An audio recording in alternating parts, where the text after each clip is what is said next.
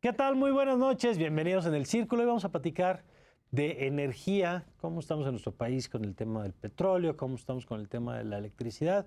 Y para eso me acompañan Paul Sánchez, él es director de Ombudsman Energía México AC. ¿Qué tal, Paul? Muy buenas ¿Qué tal, Mario? noches. Muy buenas noches, gracias por la invitación. Al contrario, gracias a ti. Está también Gonzalo Monroy, director general de GMEC. ¿Cómo estás, Gonzalo? Mario, un gusto siempre. Igualmente, Gonzalo. Está también Arturo Carranza, analista energético. Buenas noches, Arturo. Mario, gracias por la invitación. Gracias a ti. Y está Miriam Grunstein, investigadora de México Center Rice University. ¿Qué tal, Miriam? ¿Qué tal, Mario? Qué gusto. Igual, pues empecemos y platicamos antes de arrancar. El asunto del petróleo está en el centro de la agenda. El sexenio pasado por la reforma energética y en porque el presidente López Obrador retoma como esta tradición del nacionalismo revolucionario, del cardenismo, y vuelve a colocar la idea del petróleo casi como el gran detonante del país. Y les pregunto, ¿en dónde estamos parados hoy después de este paso de la reforma energética del pasado a lo que tenemos hoy con el presidente López Obrador? A ver, ¿quién quiere arrancar? Pues yo empezaría en todo caso. A ver, La primera es que estamos viendo un cambio sí de modelo, aunque tenemos las mismas reglas que teníamos en la administración anterior, no se ha cambiado radicalmente ninguna ley. Lo que sí estamos viendo es un cambio a nivel sobre todo de lineamientos, de directiva, incluso de la política energética. Incluso el presidente había dicho, no vamos a tocar nada, vamos a revisar solo los contratos que no haya corrupción. Exacto. Y ese es el planteamiento inicial. Exactamente, y hasta eso, hay que decirlo, el presidente ha cumplido cabalmente su palabra en ese sentido. Eso, sin embargo, no significa de que no haya habido una afectación bastante grande en el sector energético. La reforma de 2013 hay que entenderla principalmente como un esfuerzo de apertura. No es privatización, a Pemex no se le quitó prácticamente nada, ningún clavo, y simplemente fue traer nuevos participantes. Y la idea de modelos donde hubiera coinversión, donde el sector privado pudiera invertir y compartir riesgo y compartir ganancia en todo caso, ¿no? Esa era como la premisa. Exactamente. Viene justamente, y lo explicas muy bien, en esta narrativa de rescate de petróleos mexicanos, donde se enarbola precisamente el nacionalismo, es de que la idea de que ese Pemex debilitado, que no puede invertir, es básicamente una función de que no se invirtió lo suficiente en petróleo. Que se le dejó morir, exactamente. Eso es lo que dicta la narrativa oficial. Obviamente esa narrativa no se soporta por los números. Cuando vemos que los presidentes desde Fox, Calderón y el Enrique Peña Nieto tuvieron inversiones crecientes en petróleos mexicanos. El pico de inversión lo tuvimos, si mal no recuerdo, en el 2012 con cerca de 26 mil millones de dólares. Hoy el presidente... En Pemex. En Pemex, únicamente en Pemex. Hoy el presidente López Obrador, con esfuerzos de austeridad y con una dedicación y una determinación muy clara, apenas está rayando los 14 mil. ¿Y por qué entonces, si había estos montos de inversión, se habla tanto de la caída de la producción de Pemex? La pregunta revela, creo, y lo dices muy bien, Mario, justamente lo que es el divorcio. La parte que tiene la administración de que cree que invirtiendo revierta a Pemex no se sostiene por la realidad. Parte de todo esto es, ¿dónde están los campos prometedores? Está en aguas profundas y en recursos no convencionales, recursos que, por cierto, este gobierno ha dejado de lado para concentrarse principalmente en aguas someras y en campos terrestres. Que son los que te pueden dar más rápido producción. Pero ahí ¿O está. esa es la teoría? No, ese es el punto. Ese es el punto. Pero es escasa. Exactamente. Exactamente. Aquí Casa sobreexplotada y con costos altos. Exactamente. Y con costos altos de producción. No, y con costos socioambientales, porque mucho de eso está también en campos terrestres. Ahora, pero la justificación, digamos, de esta inversión es que de corto plazo puedes presumir algún tipo de resultado. Cuando he meditado por qué a Pemex le va mal a pesar del dinero que se le ha entregado, me cuesta trabajo decir invertir, porque es más bien como gasto, ¿no? Porque si fuera una inversión, tendrías una renta esperada, ¿no? Claro. Y aquí ha sido como gasto, ¿no? Como meterle y no vuelves a ver un centavo de regreso, ¿no? No hay retorno a la inversión. Y hay petroleras que son, bueno, vamos a suponer que las petroleras son personajes, ¿no? Y alguna vez un funcionario de ExxonMobil me dijo que Exxon era mal explorador, que Exxon es un mejor productor y es un mejor comercializador. pero que la exploración No era lo suyo. no era lo suyo. Y le pasó en Colombia que trató, perforó cuando era estándar. No le daba. No le daba, se retiró, entró Occidental y encontró el campo más grande en Colombia. ¿Y ¿no? Pemex? Y Pemex es un mal explorador. Entonces, por eso volvemos a los mismos campos y a los mismos pozos, porque el problema no es tanto la producción en caída, sino que por cada barril que sacamos no encontramos uno más. Ahí hay un problema muy claro. Entonces, el ser mal explorador nos cuesta enormemente la seguridad energética, tiene un costo altísimo. Arturo. Mario, yo estoy de acuerdo con Miriam parcialmente. Creo que Pemex es un mal explorador en aquellas zonas poco estudiadas. Por ejemplo, aguas profundas, pero Pemex tiene un estudio razonablemente sólido en aguas someras y creo que eso explica parcialmente por qué Pemex está orientando actualmente a los campos que están en aguas someras. Me gustaría, sin embargo, retomar rápidamente el diagnóstico que estaba haciendo Gonzalo, explicando un poco la reforma energética de 2013. Creo que parte de esta explicación también pasa un poco por el hecho de que México tiene recursos prospectivos, tiene recursos petroleros importantes en aguas someras, en campos terrestres y en aguas profundas y también en recursos no convencionales.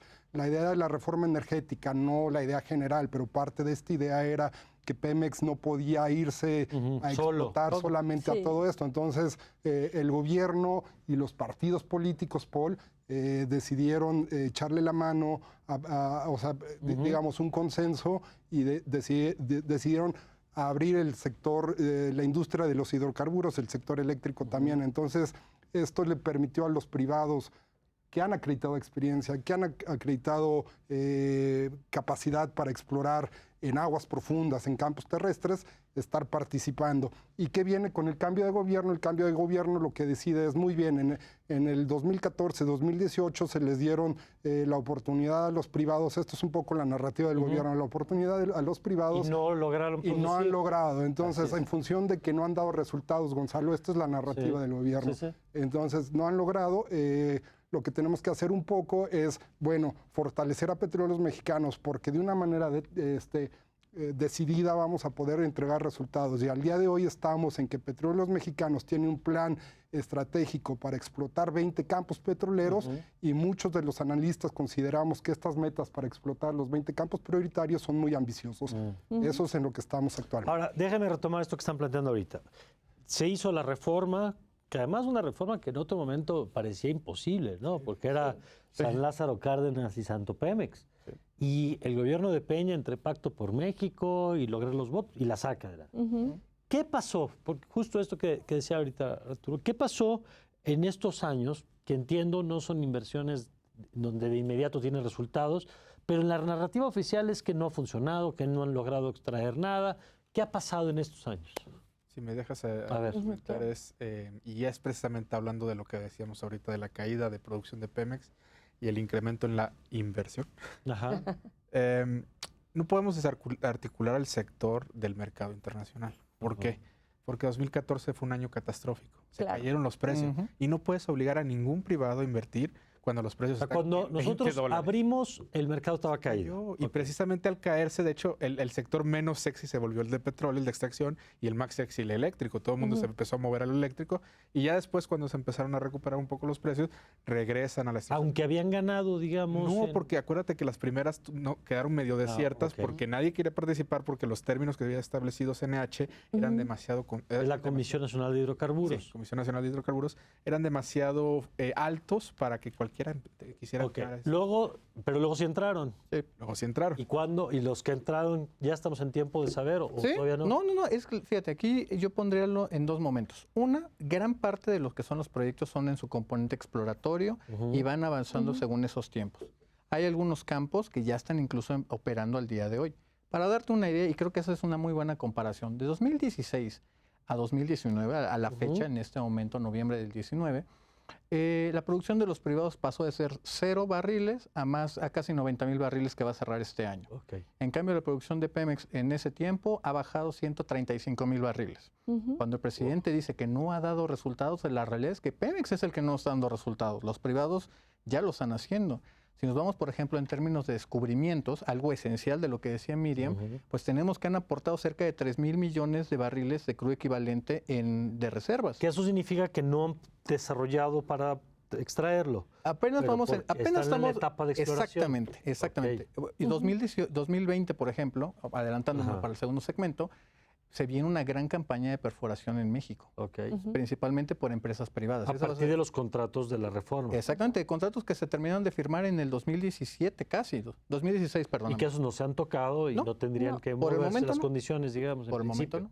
Son contados los casos de fracaso comercial y creo que son obvios cuando dicen alguien entregó cierto. Bueno, ya los veremos, los estamos empezando a ver, ¿no? Exactamente. Pan American ya devolvió parte de su campo y otras dos empresas Hochschild ya también. Que fue que ganaron y luego no encontraron nada. Simplemente no tuvieron fracaso Perforaron exploratorio y es normal.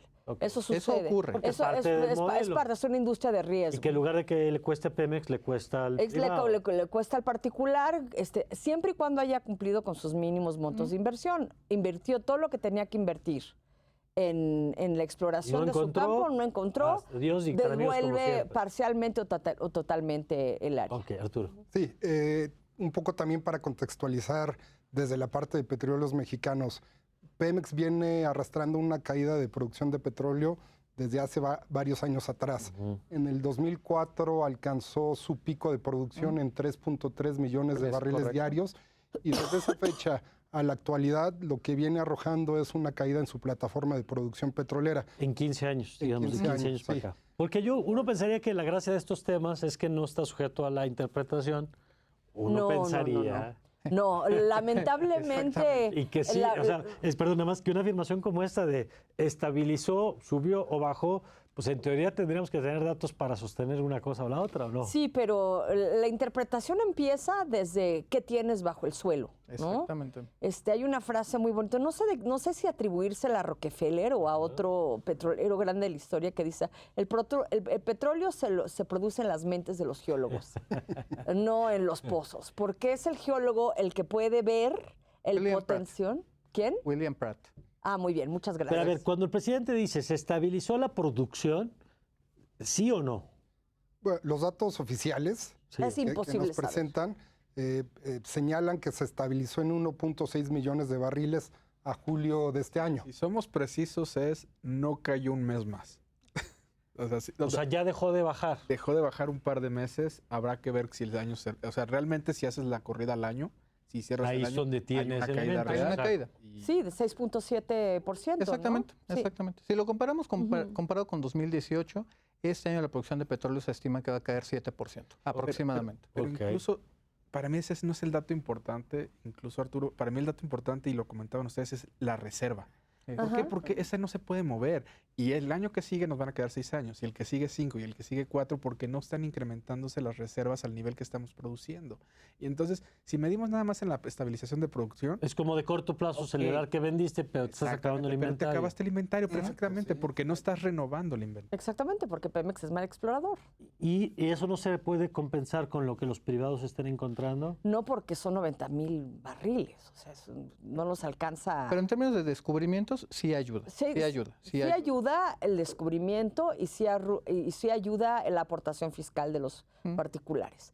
Ahora, ayudará en la medida en que el Fondo Mexicano del Petróleo y la Secretaría de Hacienda tengan un gasto lógico y transparente de lo que ha entrado de los privados, porque dinero de los privados ha entrado. Ok. Ahora, ¿en qué se lo van a tronar?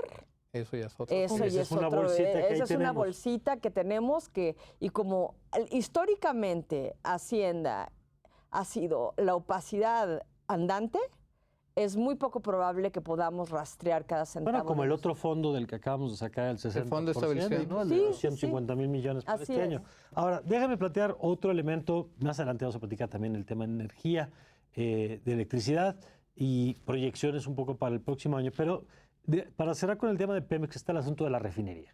Y la refinería se coloca junto con Santa Lucía, Dos Bocas, bueno, el Tren Maya y Dos Bocas como los proyectos de infraestructura de esta administración. Vamos a dejar un poquito de lado el aeropuerto y el tren, que también tienen su buena dosis de controversia, pero vamos a enfocarnos en la refinería. Y ahí la pregunta es, ¿México necesitaba una refinería o no? El presidente dice, Sí, porque nuestra dependencia de la gasolina del exterior es enorme y entonces pues, nos tienen básicamente ahorcados. Y el día que nos quieran apretar por ahí, pues bye bye, ¿no? Por otro lado, está quien ha planteado de, a ver, ¿somos buenos haciendo refinerías o no?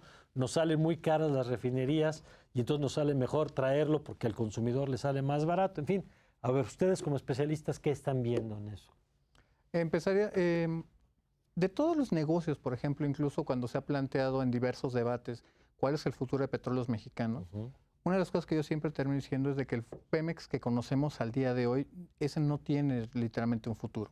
Que sí tiene un futuro, y tiene un futuro, puedo decir incluso hasta promisorio, toda la parte de exploración y producción de la cual ahorita hablamos. ¿Qué cosa no tiene mucho futuro? Toda la parte precisamente de refinación en general. La pregunta de que nos hace falta Dos Bocas, no. Dos Bocas en su concepción misma ni siquiera tiene mucho sentido. Está alejado de donde está la demanda.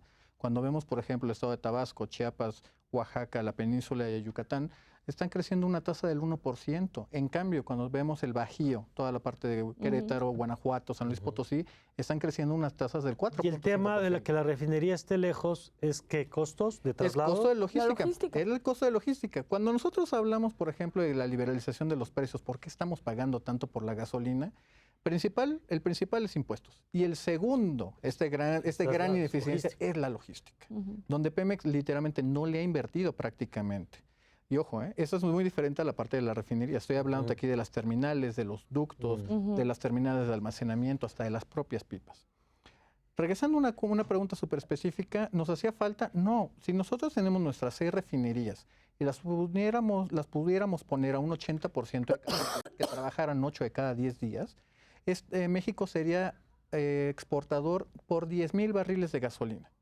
No nos hace falta Dos Bocas. Entonces tenemos un conjunto de refinerías que no están operando hoy.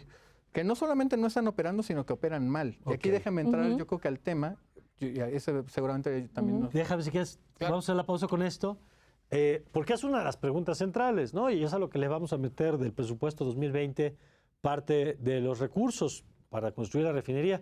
Vamos a hacer una pausa, regresamos muy rápido para seguir platicando de qué pasa con las otras refinerías y la viabilidad de Dos Bocas. Ya regresamos.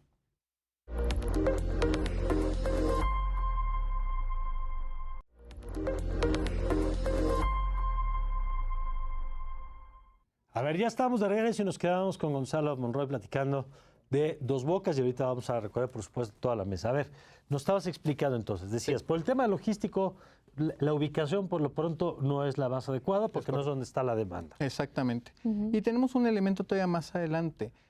Una de las grandes regulaciones que está pasando en el mercado internacional es justamente la regulación de la Organización Marítima Internacional que se llama 2020. En este caso, que empieza justamente en 2 semanas, el 1 de diciembre de 2019, es que todos los buques, los navíos, van a dejar de utilizar el combustible de alto azufre. Eso funcionaría muy bien y es básicamente para combatir todos los efectos del cambio climático que tanto se han comentado. Por desgracia, en el caso mexicano, es el segundo mayor producto refinado que tiene este país. El combustóleo. El combustóleo. Un combustóleo que también, por desgracia, no se le ha dado el tratamiento ni las inversiones necesarias y generamos mucho. Con lo cual nos pone en una situación bastante complicada, dado que hoy Pemex tiene mucho combustóleo, no tiene a quién vendérselo internacionalmente ni tampoco a la propia CFE, y el cual obviamente su valor al no encontrar mercado se vuelve prácticamente cero. Y ese es un producto que genera la refinería.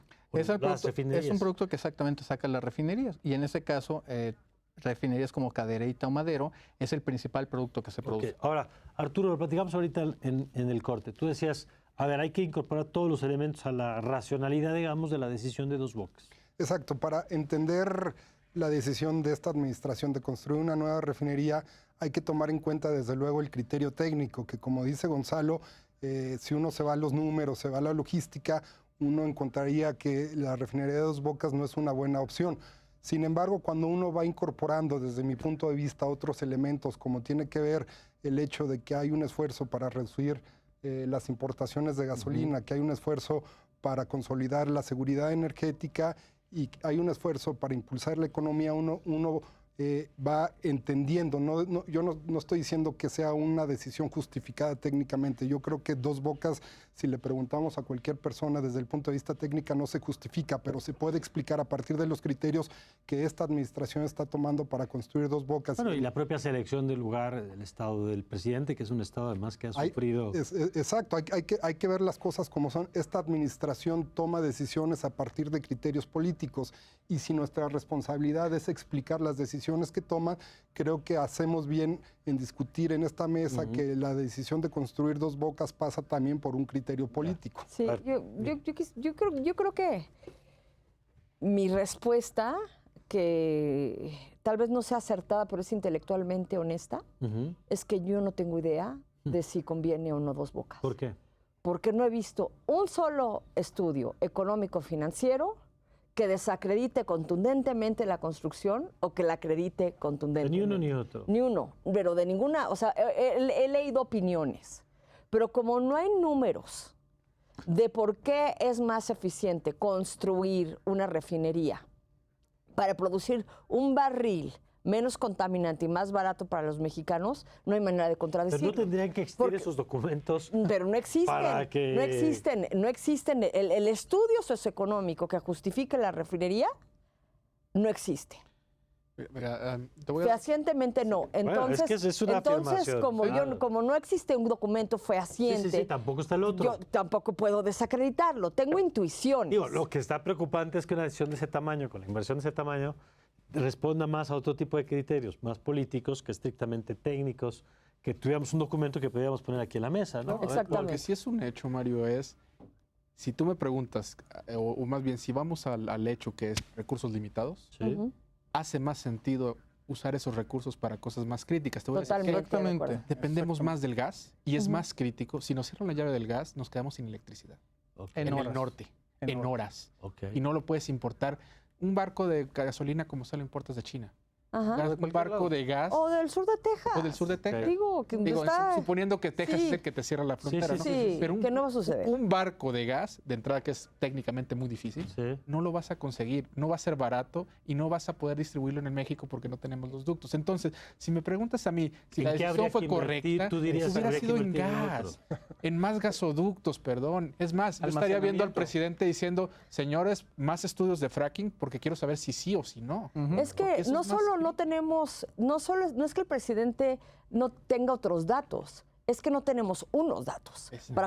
para comparar con los otros datos, O sea, para ver cuál de los para dos ver era más cuál de los dos, rentable. por dónde irte. Claro. Y el otro rasgo que sí tenemos, y ese sí yo creo que ese es el que hay que debatir, es no hay ningún dato que demuestre que Pemex es un buen operador de refinerías. Así es. Ninguno. Ninguno. ¿Por Ninguno. qué? Porque esto fue algo muy curioso que encontramos alguna vez. Entre más produce Pemex gasolina, más pierde refinería. Exactamente. Y entonces, si quieres gasolina A barata, ver, ¿qué quiere decir eso? ¿Qué más pierde en qué? porque tiene muchos gastos operativos, es decir, tiene una plantilla 500% más grande que lo que debería Y tener. robo. Comparado contra Y robo, refinerías con- privadas. ok. Exactamente. Y si quisieras tener En gasolina México, barata... una pregunta, a lo mejor es obvia la respuesta, pero en México no hay refinerías privadas. No. ¿En eso no se abrió el sector? No, Sí se abrió, pero está nadie abierto. Nadie entró. interesado. Está abierto. Y es muy, muy significativo que cuando ha habido la oportunidad jurídica y técnica de construir refinerías, ahí nadie le entra. ningún particular dijo yo quiero. E incluso más para adelante, todo el esfuerzo de 2015-2017, Pemex activamente estuvo buscando inversionistas que pudieran ser los operadores de las refinerías en México. La respuesta fue Nadie le gritos. entró. Nadie se acercó Pero a esa cosa. tiene una lógica, perdón. Sí. Y hay una sobrecapacidad Exacto. en la costa este de Estados Unidos. Es Sí, decir, claro. ¿para qué vas a refinar Sí, en allá México se más está caro? haciendo más Entonces barato. te la pongo así. Si quieres gasolina barata para regalársela a los mexicanos, das dos cosas. Importa toda la que puedas y elimina un IEPS que sea techo. Mejor hazlo fijo y que se vean las variaciones de mercado. Bajó el petróleo, bajó el precio. Va a subir el petróleo, subió el precio. Que eso no pasa hoy, sí. Sí, a la lógica que aporta Paul, yo agregaría otro tema que tiene que ver con el hecho de que Petróleos Mexicanos tiene recursos limitados y en los últimos años decidió la mayoría de su presupuesto a la parte de exploración y producción, lo que dejó descobijado de alguna forma la línea de negocio de refinación. Estamos hablando de por lo menos los últimos 10 años, no sé, Gonzalo, que... 2004, de 2004, 15 años. Y en esta lógica lo que ha pasado es que las 6 refinerías que son... que forman parte del Sistema Nacional de Refinación que hay aquí en México, hoy en día están operando en condiciones bastante lamentables, les hace falta mantenimiento, sufren de paros no programados, que son lo que realmente afecta a su producción, de la capacidad de proceso y su producción, de suerte tal que también en los últimos años hemos visto cómo la capacidad de proceso y la capacidad para producir petrolíferos ha venido cayendo. ¿Y en eso se está invirtiendo? En esta parte de la refinería, hoy en día mantenimiento. No, es que la refinería todavía no existe. No, pero las otras 6. ¿Las otras? Los fríos números te dicen esto. A refinación en el 2019, ya bajo la administración de López Obrador, se le destinó 2.900 millones de dólares, de los cuales 2.400 son para la refinería. Y en promedio le tocan 105 millones de dólares a cada una de las refinerías. Insuficiente. Como Arturo lo dice, es insuficiente para poderlas levantar. En muchos casos, la secretaria incluso en septiembre estaba hablando que íbamos a cerrar en 900,000 barriles de capacidad. A los pocos 2 días después, el propio director de Pemex le dice que no, vamos a estar en los niveles de 640, 650 de procesamiento. Eso, para darle una explicación muy clara, eso implica que vamos a seguir importando cerca de la mitad de las gasolinas de este país. Ahora, Es que tenemos un problema muy básico de diagnóstico, a ver. ¿no? Lo primero que tendríamos que saber es qué tienen nuestras 6 refinerías ¿Y en qué estado? y en qué estado ¿Y eso están. no lo tenemos? No lo tenemos. O sea, hay un abismo informático, en el sentido clásico de la palabra de información, Sí. brutal. Porque yo le he hecho la pregunta a diversos subsecretarios de hidrocarburos, a diversos secretarios de energía, a diversos directores generales de petróleos mexicanos, ¿cómo están las 6 refinerías? Y no hay nada. ¿Y qué tienen y qué requieren? Y la pregunta les parece en Swahili, de veras, como si les estuviera preguntando algo extraordinariamente ajeno a lo que ellos tienen que saber. Okay. Y lo peor de todo es que efectivamente no lo saben. Entonces, antes de crear un mausoleo para el presidente, que es lo que es su elefante blanco que va a llevar, seguramente se va a llevar... Es su legado, es su proyecto insignia. Es su legado, ¿no? Y va a ser grandioso y no brota, ¿no? Y puede llevar su nombre en la entrada, ¿no? Que quiere ser recordado, ¿no? Antes de meterte a esa bronca socioambiental también, porque es un absurdo donde está... Y la deforestación y la reciente inundación lo justifican totalmente, pues ¿por qué no analizas concienzudamente qué es lo que tienes? ¿De qué males están sufriendo tu infraestructura existente? Sí, para ver qué conviene más. Para ver qué costo de oportunidad. Pasarle la página, porque yo sé que el tema de Pemex nos daría para seguir el resto del programa, pero ustedes tienen la culpa, porque ustedes me hablaron de la señorita Electricidad. Y ahora ya me dio curiosidad saber qué pasa con la señorita Electricidad. Y ya hace rato también dijo Paul que parte de lo que ocurrió es que con la bajada de los precios del petróleo, pues el mercado se movió hacia el tema de energía, de electricidad. Y les pregunto, ¿en dónde estamos ahí? Y partimos si quieres desde el mismo punto, es decir, ¿qué se cambió en México con la reforma energética? ¿Se incluyó el tema de electricidad? ¿Y dónde estamos parados hoy ahí? A mí déjame empezar con eso y te voy a explicar el cuadro que no fue. El cuadro que no fue es que tú en tu casa tengas otro recibo que no sea el de CFE. O que lo tengas si quieres apoyar a CFE y quieres que te dé un buen servicio y porque el director te llama para preguntarte cómo estás y si te están atendiendo bien. Pero es la capacidad, Si me hable Manolo. La capacidad de poder elegir no solo el proveedor, sino la energía que me vende ese proveedor. Te lo voy a poner. Supongamos que Miriam es un proveedor renovable y me dice, Paul, te voy a vender 100% energía renovable, pero es más cara. Y Gonzalo me dice, ¿sabes qué? Yo el 50% y es más barata.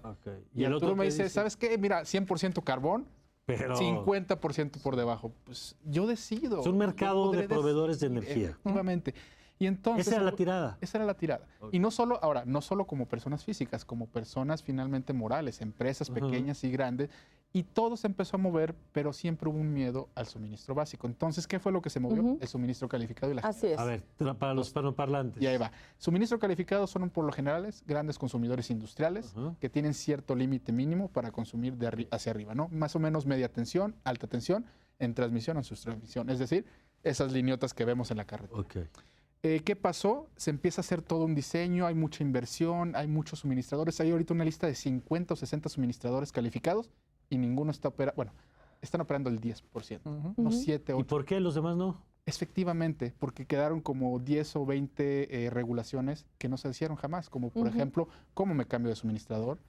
¿Cuáles son las garantías que me tiene que respetar el transportista, que por cierto es CFE? El conjunto de reglas que le dé certeza a los participantes. Y alguna vez lo dije, la CRE se quedó con la cancha abierta, sin portero, con la portería abierta, y en lugar de decir la falló porque le pegó mal, es simplemente no tiró el balón. Quedó ahí. Y entonces tenemos un mercado que nunca subsistió y que es muy fácil decir, no va a subsistir. ¿Y qué pasó entonces? ¿Se quedó el sector público como el gran jugador del mercado? Exactamente. Y te voy a decir, para mí el gran error fueron estas dos cosas. Dejamos a dos monopolios en el control de las dos áreas estratégicas más grandes, que es transmisión y distribución. Claro. ¿Y por qué es un problema? Porque si yo voy a negociar contigo, Mario, tú eres el Esos monopolios son la CFE. Exactamente. Y si tú me dices, Paul, ¿me vas a dar 100 millones de pesos en infraestructura para conectarte? Yo te digo, no tengo otra opción. No. O no me conecto o te convenzo. Entonces, dado que ha pasado eso, CFE ha puesto varias barreras de entrada a través de estos dos esquemas y son claros. Hay muchas Y eso inhibe a los jugadores en el mercado. No solo eso, he conocido proyectos que han aumentado el 50% su costo porque eran un eólico solar y que le dijeron, para ahora pon baterías. Exacto. Y entonces el proyecto se volvió inviable, el financiamiento se salió y nunca se pudieron conectar a la red. Pero eso que estás viendo en la parte de generación también pasa en el consumo. A muchos que les dice CFE de distribución, el medidor es mío, el cable es mío, el todo es mío, y si lo quieres poner nuevo son 20 millones. ¿Y cuándo recuperas esa inversión? Nunca. Nunca. Nunca. No hay manera, porque los usuarios no van a firmar un contrato de 30 años. Arturo. Sí, yo nada más para contextualizar lo que Paul dijo de manera puntual, me gustaría referirme al marco global, es decir, a lo que está sucediendo en todo el mundo. Hace poco la Agencia Internacional de Energía publicó su perspectiva de energía 2019, en la cual establece que la demanda de electricidad al 2040 va a crecer 1.3% de manera anual.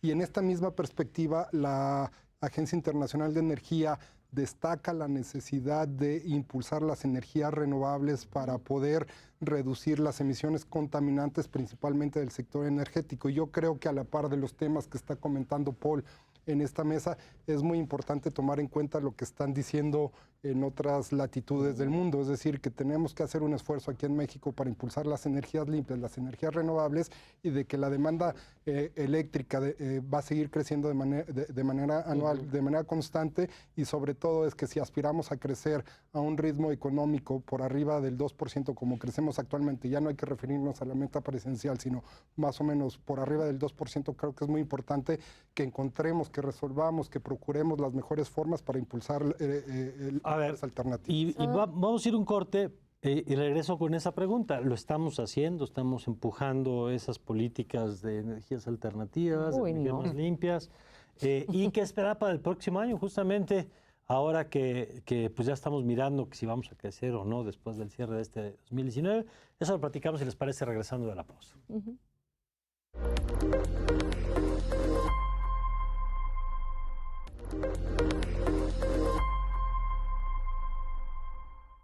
Bueno, ya estamos de regreso aquí aclarando dudas, aprendiendo de lo que pasa con el sector energético, y nos quedamos en el corte con este tema de las energías renovables, en un momento en el que la discusión planetaria empieza a correrse hacia formas de contaminar menos, y la pregunta es, ¿qué estamos haciendo en México en este rubro?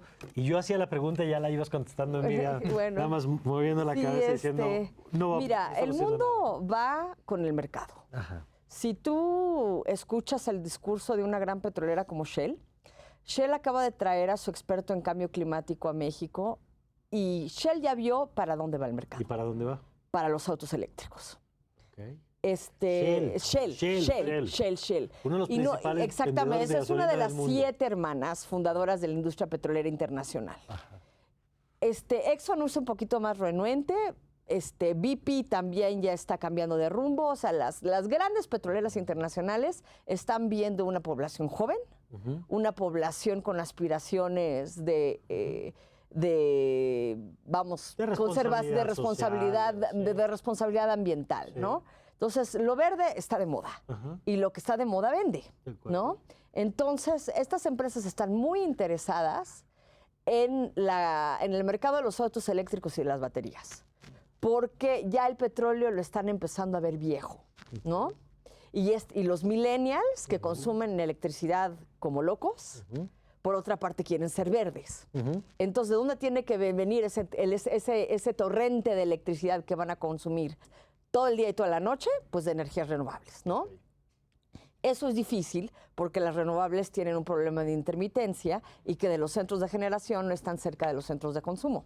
Por eso la energía eólica que se genera en Oaxaca se consume en Chihuahua, porque realmente en Oaxaca el nivel de industrialización no amerita que se generen tantas megawatts de... Entonces hay que llevarla a los grandes centros de consumo. O sea, las renovables tienen su chiste. También requieren baterías y requieren litio, y los depósitos de litio están fundamentalmente en África. Pero lo que nos estás diciendo es el mercado se está moviendo El mercado se está moviendo hacia allá. Las petroleras inteligentes se están moviendo hacia allá. ¿Y México? Y México está en un nacionalismo de recursos petroleros totalmente anquilosado. O sea que nos estamos aferrando a una imagen que habla de nuestra gran ignorancia de las grandes tendencias energéticas actuales. A ver. Fíjate, Yo sigue documentando el optimismo. No, Sí. Gonzalo. fíjate, Es la realidad. No, estoy totalmente yo de lo acuerdo. pondría incluso para dar el diagnóstico quizá el más claro del mundo, es de cómo venía la propia CFE. La CFE venía en un proceso de transformación muchísimo más profundo e incluso varios años luz adelante de Petróleos Mexicanos. En la reforma energética a Pemex se le liberó el 80-90%, pero a CFE se le dejó hacer completamente lo que quisiera hacer. Esos grandes cambios de transformación, lo platicamos incluso ahorita fuera del corte, es que hizo que CFE pasara a ser una empresa de electricidad a una empresa de energía. Dejó toda la parte atrás del negocio de la generación para apoyarse en las subastas eléctricas que le ofrecieron los precios más baratos. ¿Que las subastas que es comprarle a terceros? Donde terceros básicamente ofertan o hacen una oferta sobre una demanda esperada, que en ese caso la podía comprar. Oferta para comprar. Para comprar la CFE y poderlas meter justamente a los diferentes segmentos de sus mercados. La idea nos llevó muy bien porque aprovechó también ese 2014, donde se cayó el precio del petróleo, también hay una evolución de los costos, sobre todo de energía solar, que se colapsó. Prácticamente se redujo de 100 a 25. Se volvió más barato esa producción. Exactamente, sobre todo de paneles solares y en diferentes escalas, principalmente de China. Lo que termina pasando es de que CFE deja el mercado feo de la generación y la idea era incluso sacar las plantas más contaminantes, las de combustóleo, y que el mercado fuera alimentando la parte de la generación. Sí, se quedó en la parte de transmisión y distribución CFE, originalmente separados, los dos monopolios, y la idea es de que CFE entonces evolucionara. ¿Hacia dónde evolucionó? Hacia la parte precisamente de ser el gran comercializador de gas natural en México. El problema que tuvimos en febrero y que después vimos la solución hasta casi agosto de los ductos, que fue que nos peleamos tanto con empresas privadas, obedece esa lógica.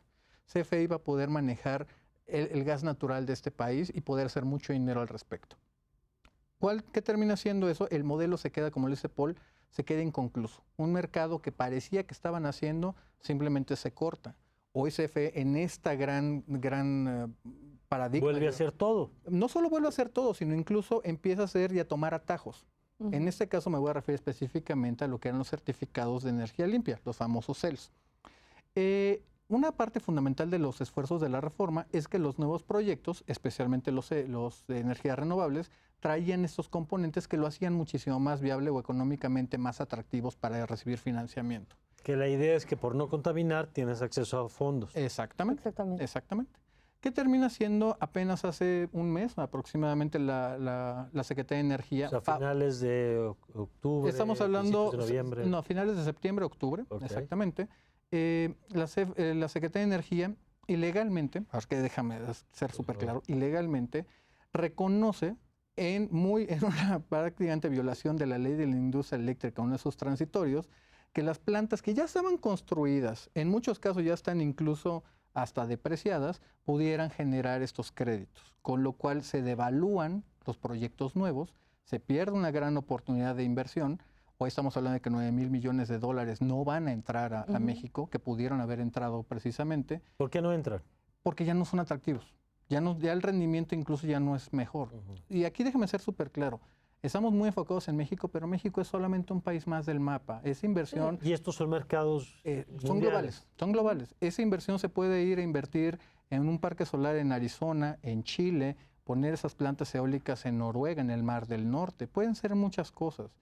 Hoy, por ejemplo, México pues, se refugia, valga la expresión, en su laberinto de la soledad para regresar a lo que tenemos. Si hay combustible, haremos combustible. Si tenemos diésel, haremos diésel. Y el problema es que no tenemos nada de todo. Aunque no tenga, sí. Mario, y yo estoy totalmente de acuerdo con lo que dice Miriam, con lo que dice Gonzalo. Hoy en día tenemos esta sensación o es una realidad de que estamos anclados en el presente. Y esto obedece, creo yo, a un tema particular. La población mexicana está dividida en términos de ingreso.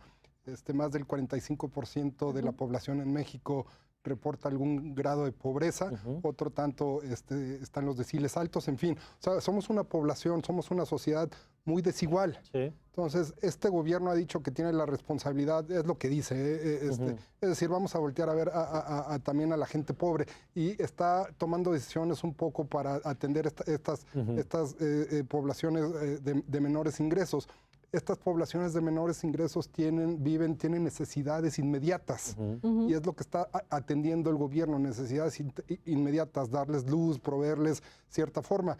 Yo tengo la impresión de que, como hay tiene que atender problemas, tiene que resolver problemas urgentes y los problemas importantes que son los que estamos hablando sobre una transición energética. Sobre no los está viendo en la agenda. No, porque tiene que atender los problemas urgentes. Pero a ver, entendiendo el asunto de los recursos limitados de la administración pública, ¿no hay temas de estos que estamos hablando que son más regulatorios que presupuestales? De hecho, y ahí es donde voy a desarticular desafortunadamente el argumento, es lo ideal hubiera sido reformar, como lo decía la ley de la industria eléctrica, el sistema de subsidios que actualmente existe en CFE. ¿Por qué? Así hubiera podido entender de mejor manera a las comunidades más pobres. ¿Pero qué hubiera implicado eso? ¿Cobros más altos? Para los que más consumen y para subsidios los que cruzados. Ahora hay que tomar en cuenta también que el gobierno dijo, en estos primeros 3 años no vamos le vamos a mover ahí. El marco jurídico. Efectivamente. No, precisamente ese era el punto. O sea, lo que dice la ley de la industria eléctrica es Sedesol, la CRE, Bienestar Ahora, la Comisión Reguladora de Energía, CFE, todo el mundo se tendría que sentar a platicar cuáles son los sectores vulnerables, a quiénes les vamos a aplicar una tarifa social y el resto iba a tener una tarifa regulada a través de la CRE. Y si por alguna razón no te convenía esa tarifa, podías instalar generación distribuida. Entonces era un mercado de... Pero ese era el enfoque integral, digamos. Se atendían a las poblaciones vulnerables. Ahora, hablando de las poblaciones vulnerables, hace exactamente un año estuve en Costa Rica, ¿no? Y había mini proyectos de autoabasto en las zonas rurales de Costa Rica. ¿Qué es eso? ¿Generación de energía? Generación de energía eólica o generación con energía solar. Para consumo local. Para consumo local. Y creo que ahí los particulares podrían tener un nicho de oportunidad importante para remediar la pobreza energética. Y que no son necesariamente proyectos públicos. No, son proyectos privados en donde la iniciativa privada puede invertir en zonas marginales con apoyos gubernamentales y con apoyos de la banca internacional. ¿Y en México tendríamos condiciones para eso? Las tenemos normativamente, jurídicamente. Ahora, yo acabo de comprar un ranchito en Villa del Carbón, ¿no? Y la verdad sí me pesa ir por mi tanque de gas LP, porque además es un hidrocarburo que yo detesto, ¿no? Porque es contaminante, es cochino, y es de una... Sí, yo siento que estoy en manos de la mafia, ¿no? Entonces, yo sí quisiera tener una alternativa para que mi rancho fuera autosustentable. Y voy a buscar la manera de poner paneles solares en el rancho, para no depender ni de CFE ni de los LPGeros. Entonces, si empezáramos a ver el problema de pobreza energética o de falta de integración de las comunidades rurales a las grandes redes, ¿por qué no pensar en esos microproyectos energéticos a partir de sol o de viento, Que también que pueden- son bienes Ahora, públicos. déjame agregarle nada más una cosa, digo, si quieres agregar algo nada más, Ajá. para cerrar esto y que miremos al 2020, porque el tiempo es un tirano, y Sí. me interesa ver qué están viendo ustedes para el próximo año. A ver, si quieres cerramos nada más el tema. No, adelante. Ah, bueno. A ver, pues lo pongo sobre la mesa tal cual.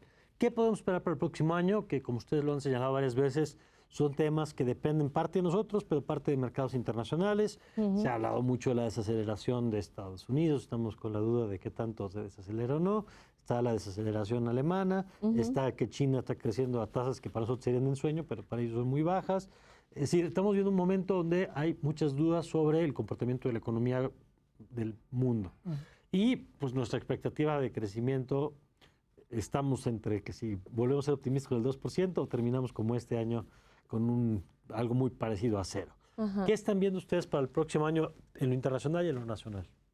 En lo internacional, como lo había platicado en una intervención anterior, las reglas justamente de la Organización Marítima Internacional le crea un problema muy grande a Pemex, logístico y de finanzas públicas. Y eso ya va a entrar. Eso O sea, es ocurre en 2 automático. semanas. Ok. Eso ocurre en 2 semanas. Y por desgracia, no hay un plan en Petróleos Mexicanos ni en la Secretaría de Energía al respecto.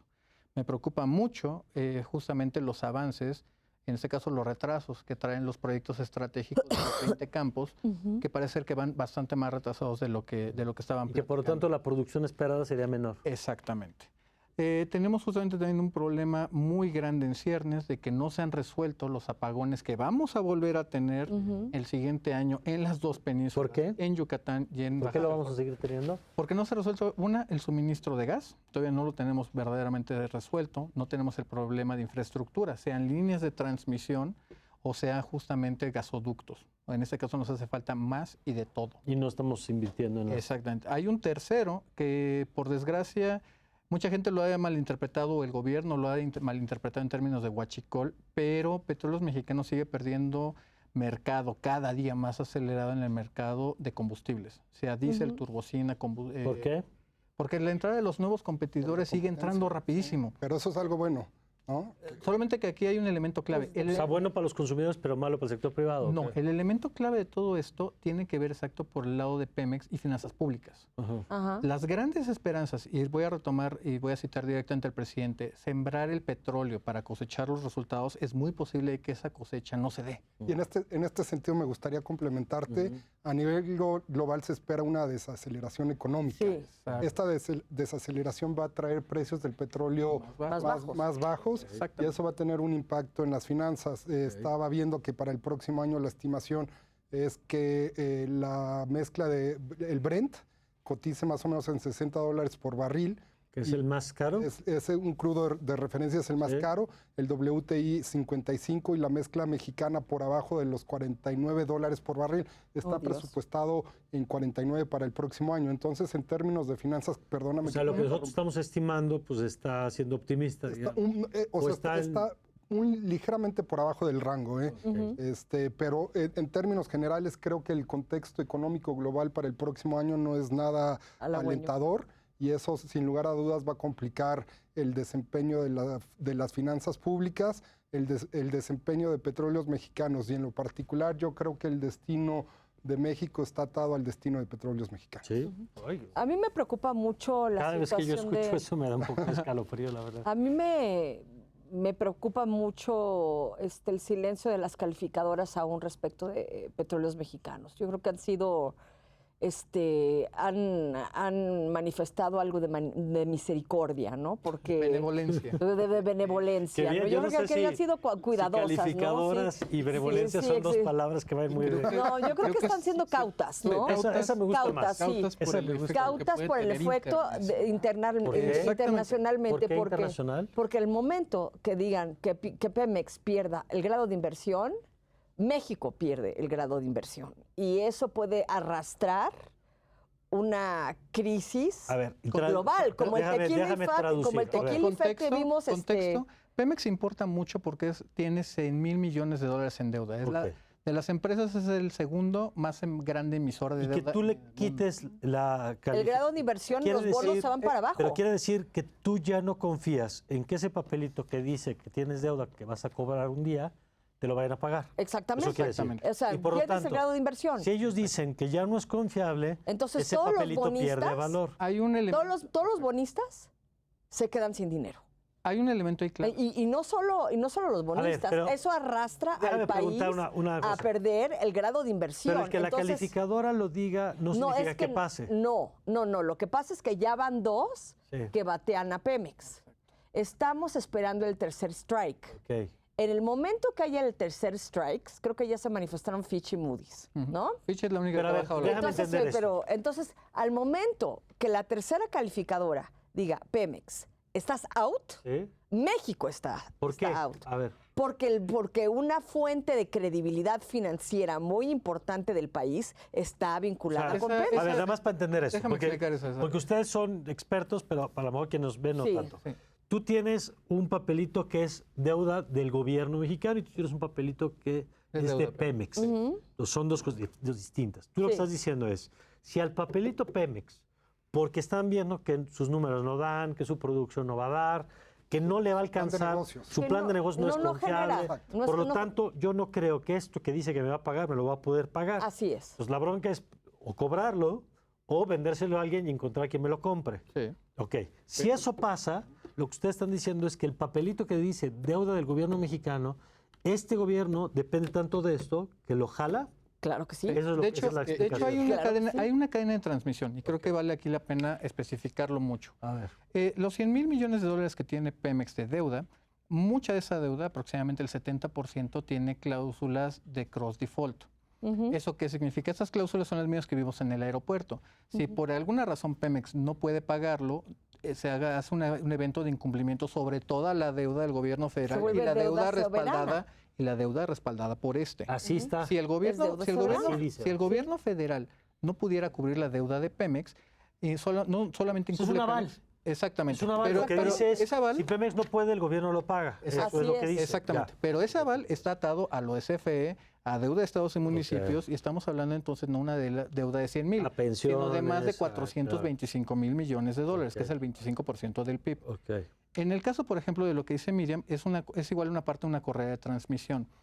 La ley Sarbanes-Oxley, que se aprobó en el 2008 en Estados Unidos para justamente evitar que volviera a haber una crisis global, establece que los fondos de pensiones, especialmente los americanos, solamente pueden invertir en papel que tenga grado de inversión. Fitch, por ejemplo, que la calificadora, ella ya puso a Pemex como grado basura. Ahorita, tanto Moody's como Standard & Poor's la tienen todavía en grado de inversión, pero con perspectiva negativa.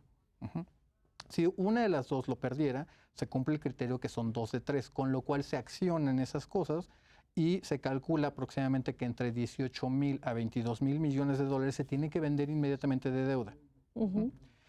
No solamente se acciona eso sobre en términos de finanzas públicas, de cómo podemos enfrentarlo, y ahí viene un problema fundamental del gobierno mexicano. Porque si toda la apuesta está en petróleos mexicanos y en el dinero que le está dando al Estado mexicano, si ese dinero no está, te crea un hueco fiscal enorme. Pues yo, nada más, sí, para cerrar. No, por favor. nada más un poco para complementar lo que Sí. dice Gonzalo. ¿Qué tiene que suceder para que no pase eso, para que no le bajen la calificación a petróleos mexicanos? Creo que la empresa tiene que cumplir con sus metas de producción y con sus metas de restitución de reservas. Y eso lo veo muy difícil. Exacto, esa es Luce la muy discusión complicado. que deberíamos. Pues yo los quiero comprometer a que, si les parece, en enero nos volvemos a ver aquí. Claro, con mucho gusto. Para ver cómo vamos de nuestras dosis de pesimismo, de realismo o de optimismo, ver qué ha pasado en estas semanas y volvemos a revisar un poco porque han dejado muchos temas sobre la mesa. Sí, ¿no? yo Claro. creo que al Después, final claro. es muy sano que el gobierno haga un análisis interno y pueda decir qué cosas no van a ir y qué cosas deben de ir, porque sí puede ser una Bueno, crisis pues energética. nos dejan un económica. poquito preocupados. Yo con lo todo único que puedo Miriam. decir es que el optimismo a este país no le ha servido de nada. Pues sí. Bueno, Miriam, gracias. Arturo, muchas Mario, gracias. gracias. Paul, Gonzalo. Mario. Gracias a los cuatro y gracias a usted, ya lo sabe, por acompañarnos aquí en El Círculo. Yo le invito a que continúe con nuestra programación en Justicia TV. Si le gusta, si aprendió, como yo, si descubrió algunos elementos, puede compartir este programa, ya sabe, a través de YouTube, de nuestras redes sociales. Se lo vamos a agradecer siempre. Y yo soy Mario Campos y le deseo, como siempre, que tenga usted una magnífica, pero una magnífica noche.